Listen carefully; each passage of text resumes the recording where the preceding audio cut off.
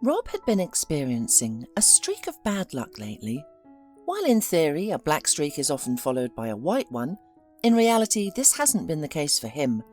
Everything started to go downhill for Rob about a year ago, and unfortunately things have only continued to worsen since then. Initially, Rob had been working as a driver for 10 years at a motor transport company and was in good standing. However, a new boss came in and began making changes under the guise of optimization. The boss removed some of the routes, which left several drivers, including Rob, unemployed. Despite opportunities to find a new job, someone else always seemed to get there before Rob. As a result, Rob started working as a taxi driver. Although there were plenty of clients, there were also many cab drivers, so he had to work all day or even at night to earn enough.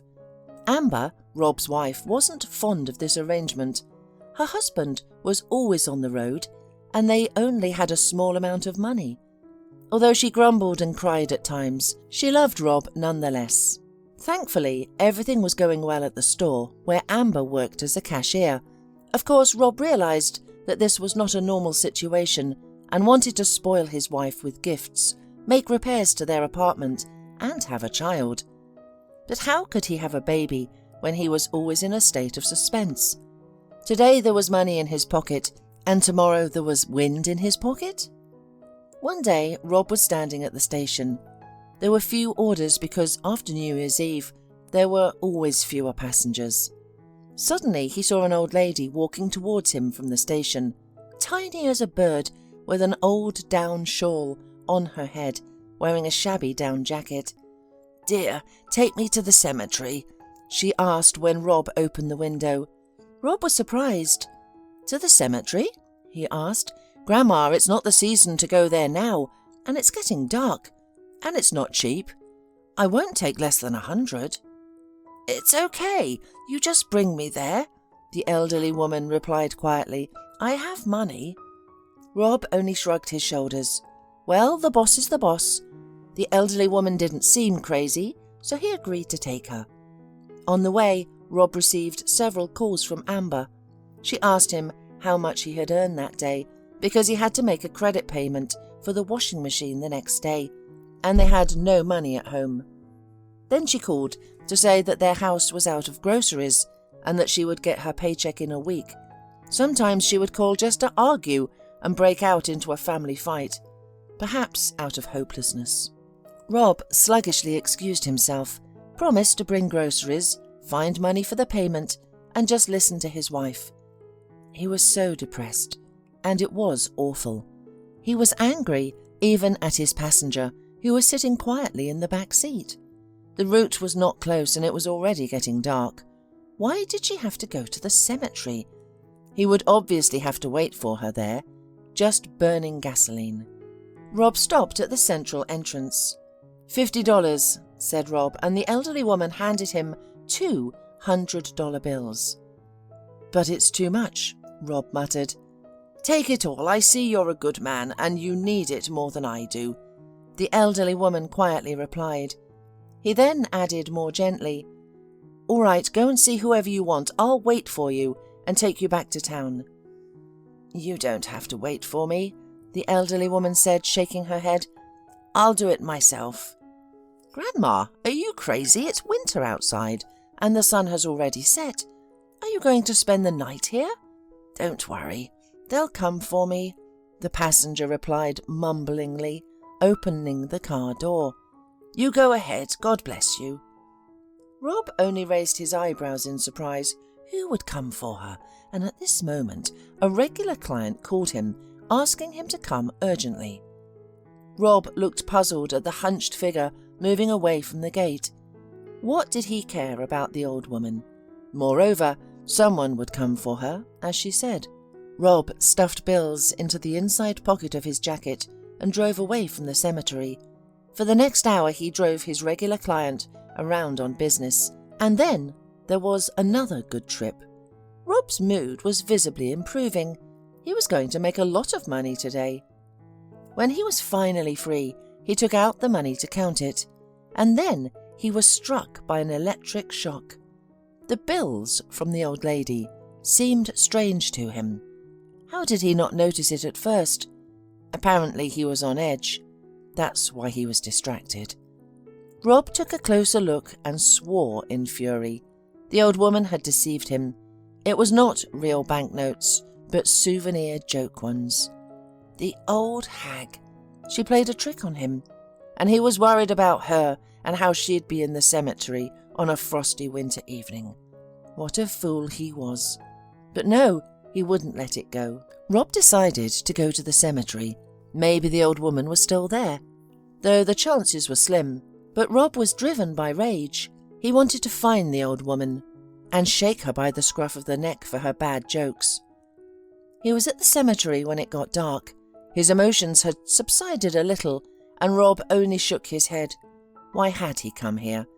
The woman had obviously already left, just as she had said. Rob was about to drive back, and then, not far behind the fence, in the light of the moon near the cross, he noticed some movement. Goosebumps involuntarily ran down his back, but most fantastic assumptions suddenly appeared in his head, and he remembered his childhood fears. What if this elderly woman was a ghost, a dead woman?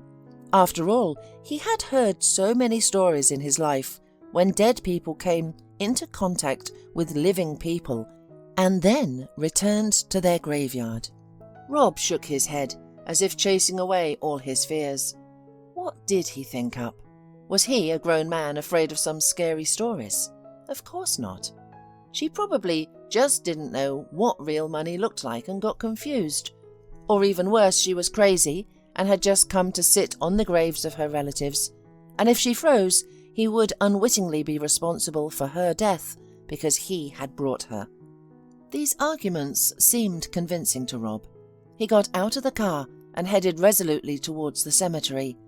It was night. Silence and murky moonlight glided along the only cleared path. Rob walked, gazing into the darkness, to the place where he had seen some shadow 5 minutes ago. The man stopped in indecision. Footprints were separated from the path, buried in a deep snowdrift. Apparently, the elderly woman had passed through here. But where is she? Damn it, Rob cursed quietly. Where did she go? If I find her, I don't know what I'll do with her because of all my worries. Suddenly, the cloud that covered the edge of the moon sailed farther across the dark sky, and the cemetery was flooded with yellow light. And then Rob saw the elderly woman. She was sitting 50 meters away, covered with snow, pressed against some monument. "Hey, Mum!" Rob shouted at her. "Are you alive there?" Hearing a human voice, the elderly woman shuddered and turned around. Squinting blindly, she tried to see who was calling her, but the frost was already doing its work, and therefore her lips did not obey. Her hands and feet froze. The old woman was freezing. "Have you completely frozen to death out there?" Rob got angry and climbed into the snowdrift. The snow was more than knee-deep. Rob reached the old woman and touched her shoulder. The old woman looked at him and tried to say something, but her lips only moved soundlessly. Rob felt no anger towards the old woman for her deception. He even felt sorry for the poor woman. What could have happened to her that she decided to freeze in the cemetery? Rob examined the inscription on the monument closely. It was the burial site of a woman about 40 years old, perhaps a relative of hers, or even her daughter, Rob thought. "I'm sorry, but you're not going to the grave for nothing.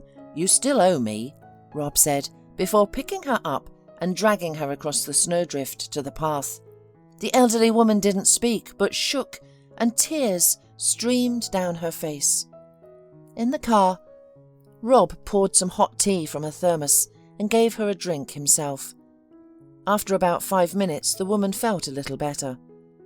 "Why did you come here?" she whispered. "I've told you not to." "Are you kidding?" Rob grinned. "First of all, I couldn't get it out of my head that I left an old woman in the cold at the cemetery. And secondly, you deceived me." "Yes, I'm sorry," she replied quietly. "No one was going to come for me, and I decided to stay here next to my daughter." "You mean to freeze?" Rob clarified sharply. The elderly woman lowered her eyes and nodded. What happened in your life that made you decide to do something like that? Rob whistled in surprise. But no, by deceit, I meant something else. You deceived me in another way. You gave me fake money. What fake money? Gasped the elderly lady. It can't be. The director himself gave it to me. You must have gotten something wrong. I gave you the money out of the goodness of my heart, even more than you asked. Really? Out of the goodness of your heart? Was I wrong? Rob got angry. That's it. Enough. Let's go to the police. Let them deal with you there. No, not the police, sobbed the old woman. They'll take me back to the nursing home again, and I can't stay there. It's better to leave me here. I want to die next to my daughter. I'm ready for that, and I want that. As for the money, I'm sorry if I cheated. It's not out of malice. Here, take this. It's not expensive, but it's still worth something. She pulled out of her pocket a silver chain with an angel-shaped pendant. This belonged to my daughter Judith, the woman said, wiping away her tears. I gave it to her when she was in school. I found it after her death, and it's been with me ever since, but now I don't need it. She held out the chain, her hand trembling, tears streaming down her face. Rob felt a pang in his chest. The elderly woman didn't seem like a liar. Put the chain back in your pocket, he said. Let it be with you, and forget about the money. I believe you didn't mean to deceive me. Probably you yourself have been a victim of deceit. Tell me about yourself. What's your name? My name is Margaret Collins, the woman answered calmly, sighed, clasped the chain in her dry palm, pressing it to her chest.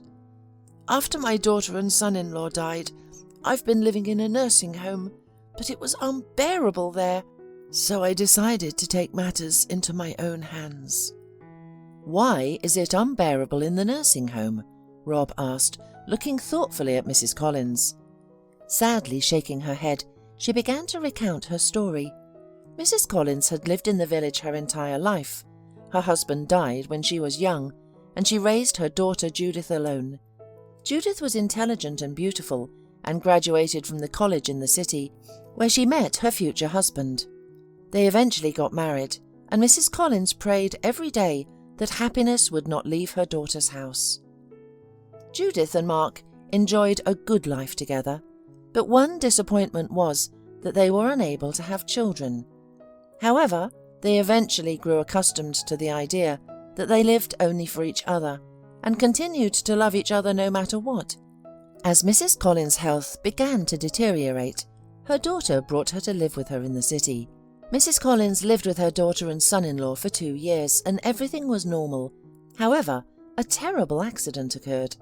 Judith and Mark went on vacation, and on a serpentine road, the bus they were travelling in went down into a ravine. Many people died, including Judith and Mark. Mrs. Collins buried them herself, which was a difficult and painful experience, but she managed to hold herself together and take care of everything that needed to be done. After the funeral, Mrs. Collins was left with no strength. When a young girl appeared in the apartment claiming to be Mark's daughter and having all the rights to the apartment, Mrs. Collins didn't argue. There was no point in arguing, as the girl really resembled her late son-in-law. It turned out that Mark had a will signed by him, and it indicated that things were not smooth between him and Mrs. Collins's daughter, and it was unclear whether Judith knew about his illegitimate daughter. Now, no one can say. Mrs. Collins decided to go to the nursing home herself, and everything worked out well for her. She called the social office, inquired about a place, and was told that there was just one vacancy. The nursing home was ordinary, but Mrs. Collins did not need luxurious apartments. She was a country woman, accustomed to living simple. Mrs. Collins would have gone to the village, but she had sold her house, and her daughter and son-in-law did not have enough money for a new car. That was why her only option was to go to the nursing house. However, soon Mrs. Collins realised that the nursing home was called a house of mercy only on paper. In reality, it was like a very ordinary prison.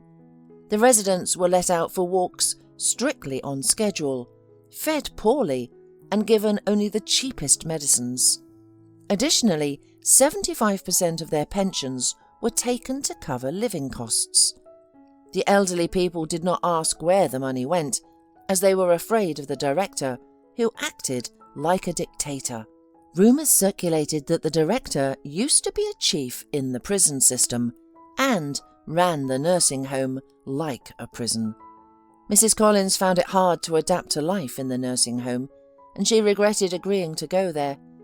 She wanted to transfer to another place, but it was not possible. When the director, Mr. Benneth, found out about her desire to transfer, he looked at her in a way that made the elderly woman sit down in fear. And then the director suddenly began to wonder how much money the tenants had saved from the 25% of their pension they had given him. The director expressed that it would be better to exchange everything for large bills, since the elderly residents had nowhere to spend smaller denominations, and larger bills were safer. Consequently, they gave Mrs. Collins those fake bills, and she herself was unaware that something was amiss with the paper and blindly accepted it. And then one day Mrs. Collins felt incredibly sad and questioned why she even continued to live. She had no relatives in the world and nowhere to spend her money. The final straw was the death of her friend, with whom they shared the room. The neighbour had a hypertensive crisis, yet instead of calling an ambulance or administering medicine, the nurse simply brought her a wet towel to put on her forehead. The neighbour died the next morning. This experience led Mrs. Collins to contemplate her own life and to question why she was waiting for death in a cage. On the morning of the nursing home inspection, the elderly residents were intimidated and warned not to complain. They were all washed and redressed and allowed to watch TV in the hall. The inspectors saw clean and content elderly residents watching movies. The elderly people saw how warmly Mr. Benneth greeted the inspectors, and so they all stayed quiet and with feeling helpless.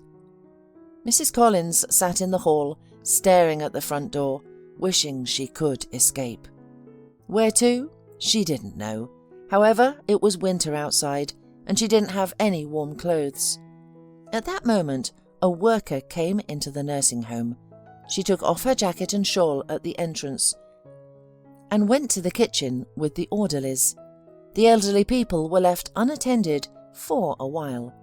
Mrs. Collins seized the opportunity, grabbed the woman's clothes and ran outside.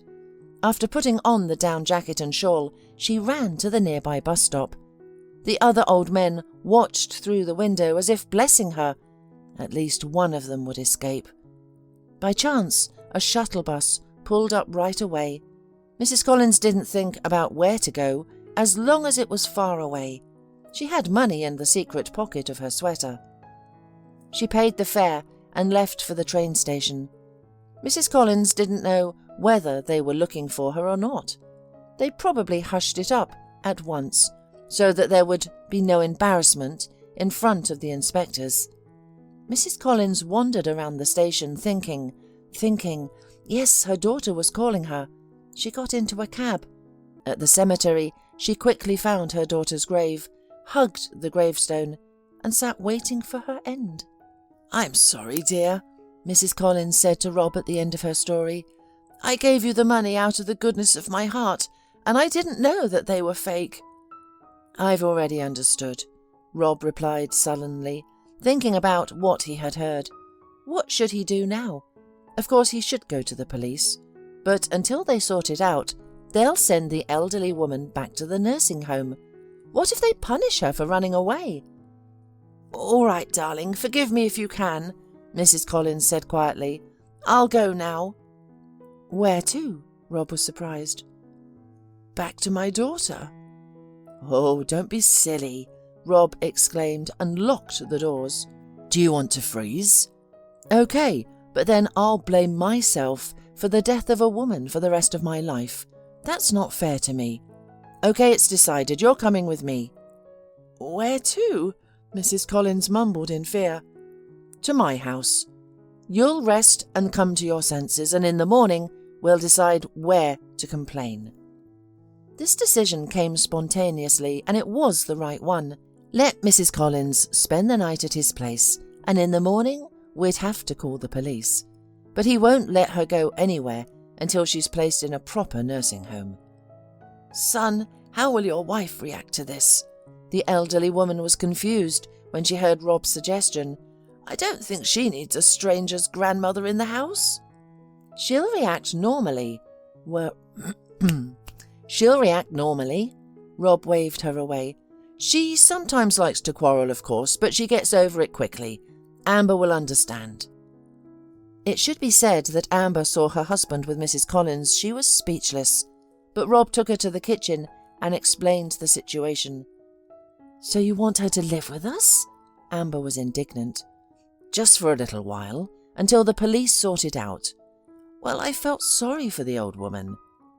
Amber grinned and thought, "Well, let her spend the night and then we'll see."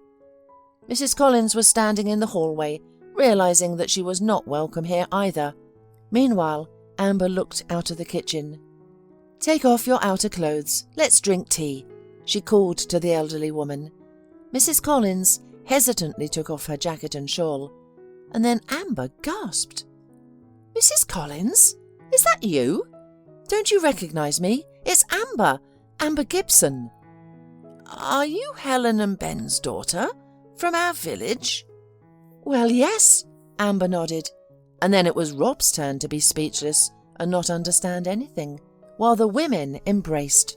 It turned out that Mrs. Collins was from the same village as his wife. The elderly woman lived next door to Amber's parents. So now the ice has finally melted in communication. Amber warmly accepted Mrs. Collins, fed her, gave her a drink, helped her bathe, and then put the elderly woman to bed in the living room. And then she called her parents in the village. When they found out what their poor neighbour had been through, they immediately asked Rob to take her to them. Even though Mrs. Collins's house had long had other owners, there were several strong empty houses in the village. The whole village would help her settle down by summer. Meanwhile, she would stay with them. No nursing homes. In the morning, Amber told the elderly woman about her parents' offer. Mrs. Collins thought about it and agreed. Rob took her to the village, but before they went to the police, where Mrs. Collins told them in detail about what was going on in the nursing home. Sometime later, a large-scale prosecutor's audit of the nursing home began. Many violations and crimes were revealed. The investigation also managed to prove that the director was involved in cheating old people. He was jailed for a decent term, and in general, the staff of the nursing home was changed. Now the elderly people lived decently there. There is no trace of their past fears. But Mrs. Collins won't go back there anyway. She's fine in her native village. And Rob's black streak was finally over. One day, he gave a ride to a man who turned out to be a big shot. Mr. Garrison liked Rob's driving and behaviour on the road, and he offered him a job as a personal driver. And the salary was 3 times more than he earned at taxi. Of course, Rob accepted that offer. Everything in his life has improved, and he and Amber are living peacefully. They are waiting for a baby. Yes, indeed, the black streak in life passes. The main thing is not to be angry at this time, at the whole world, not to harden your heart, and then fate will definitely smile on you.